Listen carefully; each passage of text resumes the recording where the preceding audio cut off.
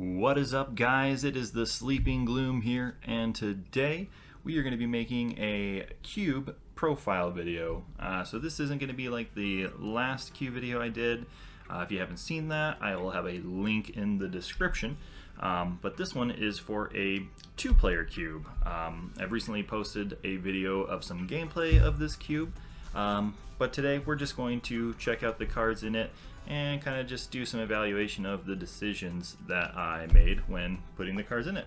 I hope you stick around and enjoy what we've got here for you today, and let's get into it. Alright, well, we're going to get started with the Pokemon in this two-player cube. The cube has a total of 80 cards in it, and I've chosen to go with 31 Pokemon in the cube here. So let me just grab those. Let's put the rest of you off to the side for now, and we'll take a look at these. So, really the basis of a two-player cube is you're going to be, obviously playing with you and another player, and you will be drafting with Solomon rules is typically what tends to work best. I've tried a few others like Winchester and actually I think I've only tried Winchester and Solomon ended up being a bit better. If you want to find out what Solomon drafting is, feel free to check out the gameplay video of this cube, and I'll have a link for that as well. And so, yeah, what you're really going for is you kind of want to balance around 3, maybe 4 main attacking Pokemon.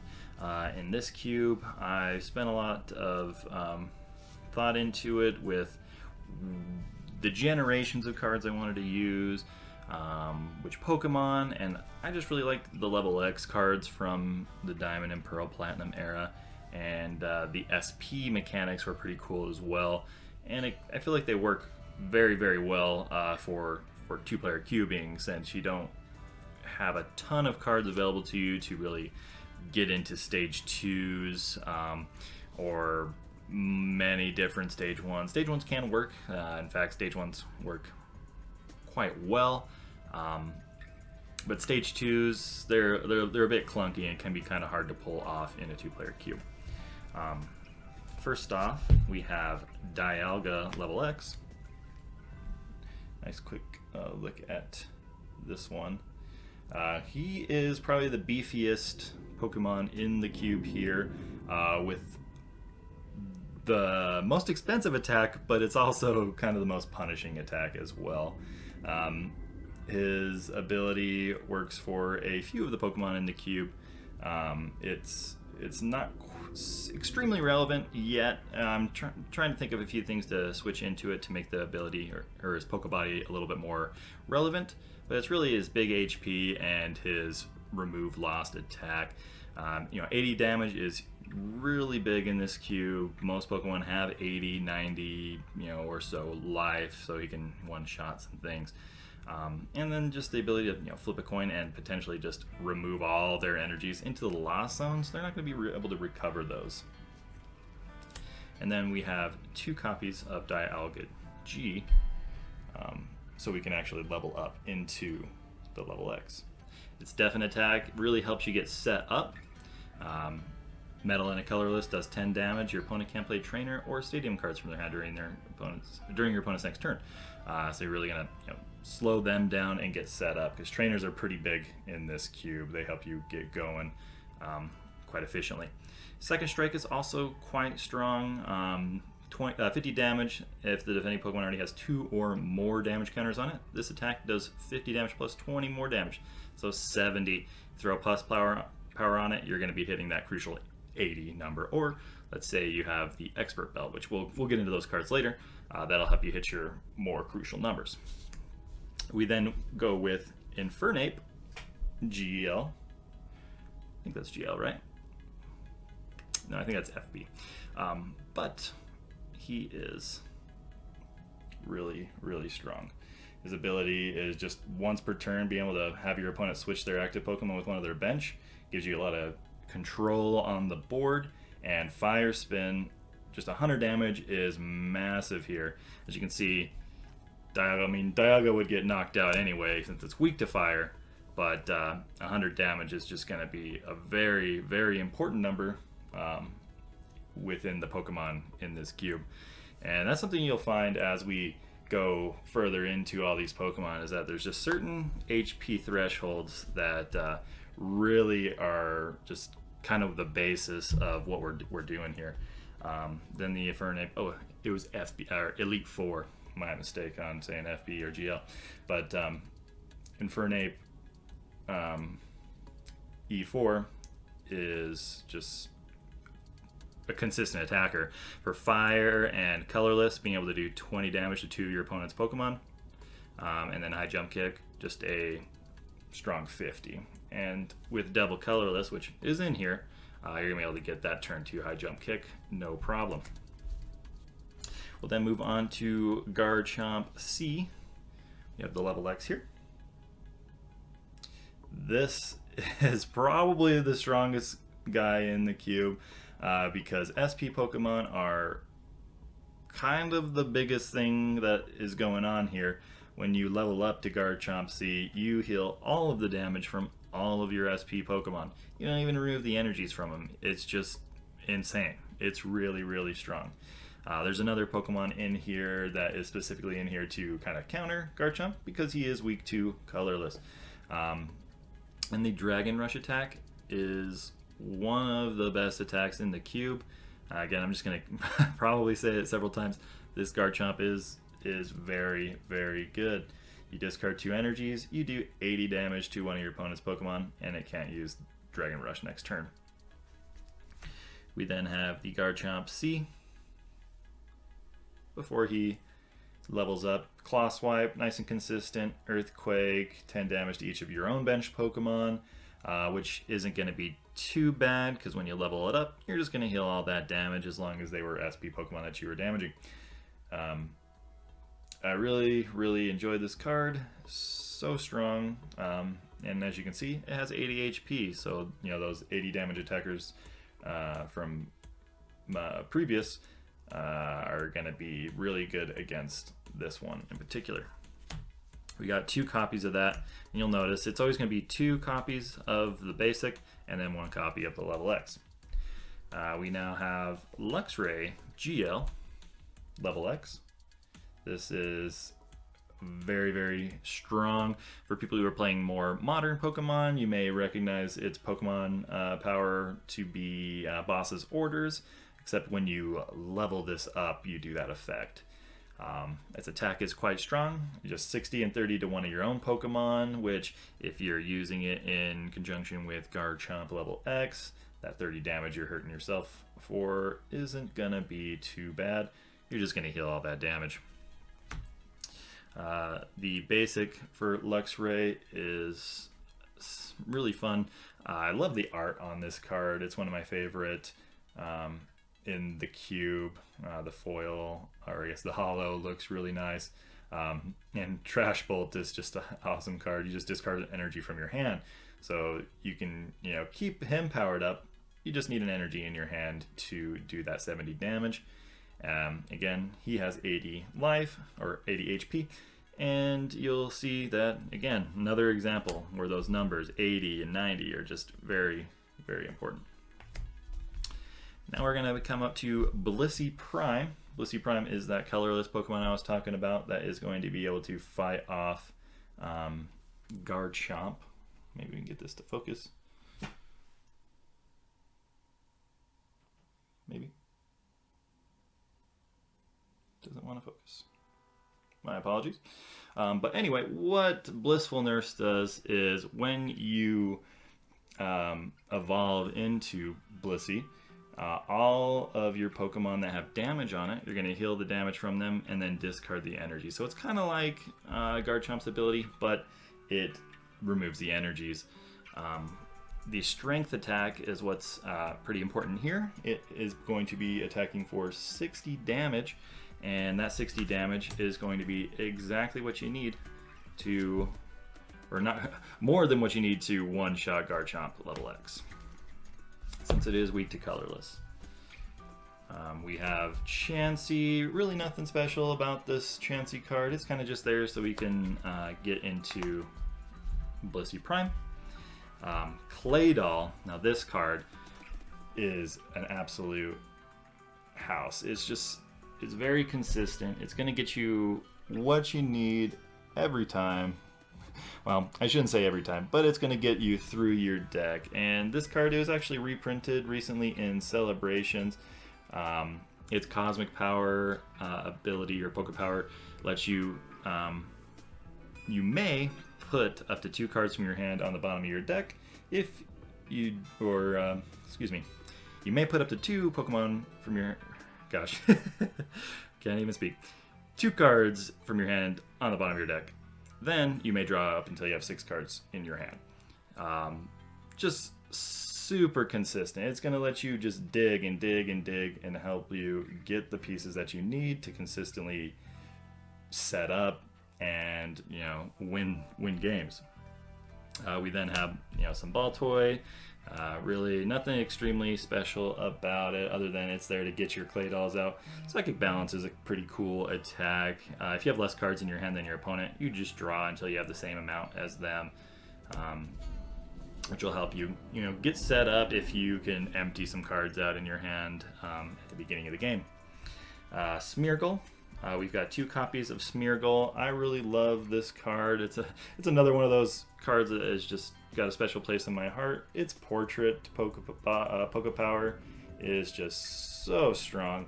Once during your turn, if Smeargle is active, you can look at your opponent's hand and then you play one of the supporters that you find there. So it lets you get more than one supporter off each turn. And Tellarap's actually not terrible, considering Garchomp is weak to colorless. You flip 2 coins and it does 20 damage for each heads. So if you get 2 heads, it does 80 damage, which then knocks out Garchomp just with a double colorless.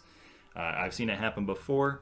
I mean, you got to flip for it, but you know, you've got odds. You know, there's some odds there that you can use the Smeargle to take out one of the strongest Pokemon in the cube. We'll then move on to Uxie. We have 1 level X with the trade-off of Poké Power. It's basically the Airmail ability from Pidgeotto, more recently released. You gotta look at the top 2 cards of your deck, choose one of them, put them into your hand, put the other card on the bottom of your deck. You can't use this if Uxie is affected by a special condition, and you can't use more than 1 trade-off Poké Power each turn, which really doesn't matter because this is the only one in the cube. Zenblade, it's a fine attack. It's just 60 for 2 colorless, and it can't use Zenblade next turn. The basic Uxie, however, is one of the more important cards as far as getting set up. It's a Poké Power literally is called Set Up. You might recognize this in more recent forms with Crobat from I think I have some Darkness Ablaze, and then also with Shaman EX, but this one's even better. When you bench it, you get to draw up until you have 7 cards in your hand, and it's not worth 2 prizes. It's just, it's really great. And then its attack, you can put it on the bottom of your deck and do 20 damage, which is quite nice. It lets you reuse the ability, it keeps it safe, 1 energy to use. It is just a great card, and we're running a 2-1 line there as well. All the level X's will be a 2-1 line. We then have Crobat G, very strong. I've chose to go with 2 of them. We started with 1 and it ended up just being too good. If 1 player gets the Crobat, then they're just going to have quite the advantage.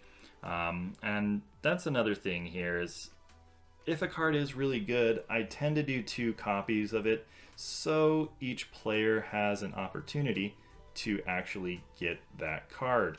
Because you don't want somebody just running the table with a bomb. A bomb is a term that I might use several times. It's basically just a really strong card that's going to help you win games. Crobat will help you do that. Here's an example of a bomb that there's only 1 of. In the gameplay video, you'll kind of see or hear me talk about I'm considering adding an extra copy in the cube, so that way both players get a chance to draft this card. This card wins games. When you put it onto your bench from your hand, you get to move your energies around however you like. You can plop down something that has, the type advantage on your opponent's Pokemon, and then plop this down, move the energies to it, and then just get a knockout out of nowhere. They may not be expecting it. It is just very, very good. We then have Aerodactyl, one of the more interesting picks, I think, in the cube. What I really like about it is it has free retreat, has a setup attack with collect, draw 2 cards, but then Primal Breath is a pretty interesting attack for fighting in a colorless. It does 30 damage. Your opponent can't play any Pokemon from his or her hand to evolve or level up the defending Pokemon during his or her next turn.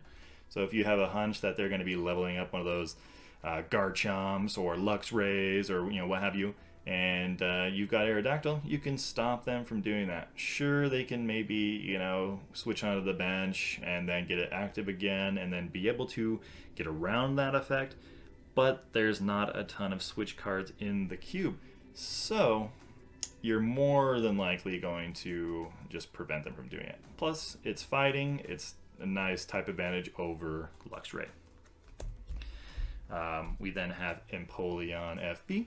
I really love this card. The foil, I just love the solid reverse hollows from before Black and White Emerging Power started. They just look a lot better to me personally, but it is what it is. Rushing Wire is pretty strong attack for a water and a colorless. 20 damage. Move an energy card attached to the defending Pokemon to another of your opponent's Pokemon. So you can put it onto one of their clay dolls or something that they probably won't be attacking with. Kind of just stall them out and get the advantage. Escort's also quite good, 40 damage. And if you've played a supporter card from your hand this turn, this attack does 40 damage plus 20 more damage. Just very consistent damage. Plus it gives you that type advantage over Infernape. Weakness and resistance is quite important here in this cube. You're going to be using a lot of that. And then finally we have Tyrogue from Call of Legends. I believe it was also in Heart Gold Soul Silver base set. What I like about this guy is, sure, he's got 30 life, so he's kind of a little weak target. Crobat can deal with him. He's a high risk, high reward Pokemon. Let's say it's your first turn, you're going second, and you have this guy, and you also have an expert belt, and maybe, I don't know, a plus power. For free, you could be hitting for 60 damage. You could just win the game if your opponent doesn't get anything else, just for no energies, while you're setting up something on your bench if you don't happen to get the knockout. It is very strong, but it doesn't come without its downsides. And so that is the Pokemon. We're going to then move on to the supporters. All right, let's get these supporters here. The rest of it over to the side, and the supporters, we'll go a little bit quicker over them. There's not a ton to say about it. Professor Oak's new theory, just consistent, just strong. Shuffle, draw 6. It's great.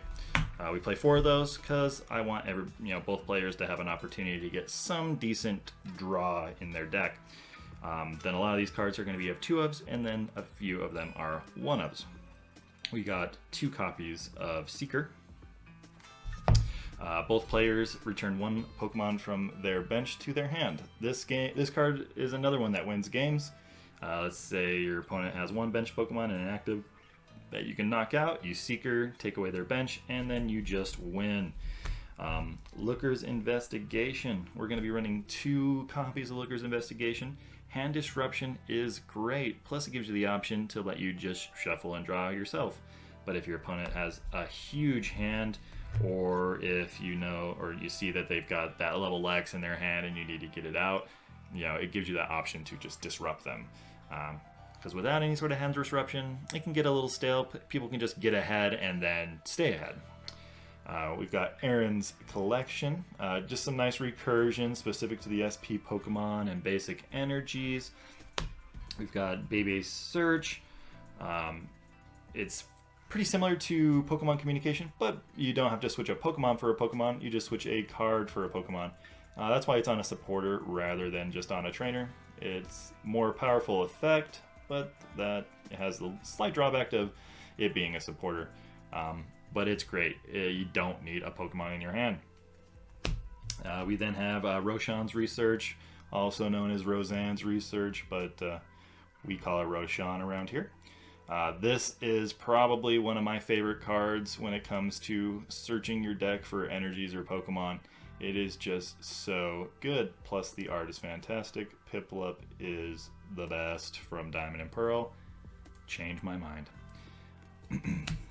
We then have Twins. Twins is one of the biggest comeback cards out there. Let's say you get behind a prize or two, you Twins, you search for any 2 cards, and then you get them into play, you do what you need to, and then let's say you don't catch up and you have another Twins in your deck or your hand, you do it again. We're running 2 of those because if only one player can get that, it could be quite devastating to the other. But it's a nice comeback card. And then these are the 3 cards I have one of in the cube. We have Cyrus's Conspiracy. Oh, excuse me. It is just a really strong search card. You search for a supporter, a basic energy, and a trainer card that has Team Galactic's invention in its name. We'll come to see very soon what Team Galactic's invention we have in the cube. Just one of them. It's a really strong card. And the reason why we do some cards with only 1 copy is because we don't want every deck to feel the same. We've got Black Belt here, only 1 copy of it. This card has won me several games. You get behind, you play this, and your Pokemon's next attack does 40 more damage. That 40 damage is enough to swing the tide and get you back into the game. It is fantastic. And then we have Buck's Training. Draw 2 cards, and then your Pokemon's attack does 10 more damage to your opponent's active Pokemon this turn. Really nice. Just draw 2 and then get that pump that you need to get the knockout, because a lot of the time the difference is going to be 10 damage, and so Bucks will come in very handy there. We're now going to move into the trainers for the cube. We have 4 copies of Poketurn. That's just going to let you pick up an SP Pokemon and put all cards attached to it into your hand. Again, 4 copies of that. Super consistent. It's going to let you recur Crobat, so you can keep pinging your opponent for 1 damage. We're going to be running 4 copies of VS Seeker. It's been reprinted several times recently, in I guess more recent years. You put a supporter from your discard pile into your hand, so let you reuse some of those really strong cards, maybe like Black Belt if you're still behind. We got 3 copies of Junkar. We don't want 4 because we want that potential for somebody to kind of have more of a recursion style deck. I really love Junkarm. It's just Dowsing Machine, the A-Spec card from more recent years, but stronger because you can play 4 copies in a deck, or however many you get in draft. 2 copies of Plus Power because that plus 10 damage is going to be huge, and 2 copies of Defender because being able to prevent 20 damage is going to save you so many times. These cards, Defender, it comes in clutch. We have 2 copies of Expert Belt. It gives your Pokemon that it's attached to plus 20 HP, and their attacks do 20 more damage to your opponent's active Pokemon. But if it's knocked out, they're worth 1 more prize card. So there's a trade-off. Excuse me. There is a trade-off. It's really strong. It's typically going to be there. You're going to play it and you're going to win the game if you're playing it right. We then have Night Maintenance. Just some recursion. It's basically, it is Super Rod. It's the same card, but just a different name. We then have Dual Ball. You're going to flip 2 coins, and for each head, search your deck for a basic Pokemon. 2 of those, because a little bit of deck search for Pokemon is going to be consistent. We do 1 copy of Warp Point and 1 copy of Switch. We don't want too many Switch cards. It gives each player an opportunity to get one, and I think it's nice having 2 different versions of a Switch card because again, it's going to make the decks feel a little different. And then these are my one-of copies, including Switch and Warp Point. We have Luxury Ball, which is a very powerful search for a Pokemon card. And then we have Pokemon Rescue, which is a very powerful recursion Pokemon card. And then we're going into our special energies. We have a Rainbow Energy, because there's several different Pokemon types in the cube. Just having that ability to put the energy that you need into play at any given time. Rainbow Energy is strong. It's going to hurt you for 10, which as we've talked about, that 10 damage is going to be huge. It could backfire, but it could be the difference of winning you the game by just having that energy you need. One copy of that. We have one copy of Rescue Energy, because being able to recur those Pokemon that you'll have one copy of, maybe two copies of, be able to play it multiple times, is going to help out a lot. We have a Call Energy, because that's going to help you get set up. If the Pokemon that Call Energy is attached to is in the active position, instead of attacking, you get to search your deck for two basic Pokemon and put them onto your bench. So it's basically Call for Family on an energy. Gives them that attack, basically. And then we have two copies of Double Colorless. So each player has an opportunity to get a Double Colorless. And there you have it. That is the two-player cube. I'll just give it kind of a quick recap on the counts of cards I'm running.